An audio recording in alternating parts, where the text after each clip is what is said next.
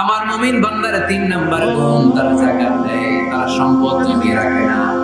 আল্লাযীনা ইয়াকনিজুনা আয-যাহাবা ওয়াল ফিদ্দাতা ওয়া লা ইউনফিকুনাহা ফী সাবিলিল্লাহ ফাবাশশিরহুম বিআযাবিন আলীম। যারা সম্পদ জমায় এই সম্পদগুলো কিয়ামতের দিন হবে সুজাআন আকরা, টেকোসা, পা থেকে পেঁচাতে পেঁচাতে কোমর থেকে পেঁচাতে পেঁচাতে গলা, সবল মারবে আর বলবে আনা মালু আনা কানজু, আমি তোর সম্পদ, আমি তোর ব্যাংক ব্যালেন্স, আমার না খাওয়ার জন্য জমাইছিলি, আজকে খাবেন ওদিন খাইবেন।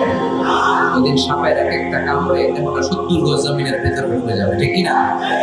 এজন্য আল্লাযীনা হুম লিয-যাকাতি ফাঈলুন, আমার বিশ্বাসী বান্দারা কৃপণ হয় না, আমার মুমিন বান্দারা কিপটা হয় না। তারা যখন সম্পদের মালিক হয়, আমার রাস্তায় তারা যাকাত দেয়, ঠিক কিনা? দান করে, দিলে বাড়ায় দেয় কে? দিলে কমে কখনো? গোপনে দান করবে, ওই গোপনে দানের সওয়াব বেশি। গোপনে দান করলে কিয়ামতের দিন আল্লাহ তাআলা আরশের নিচে আপনারা ছায়া দিয়ে দিবেন।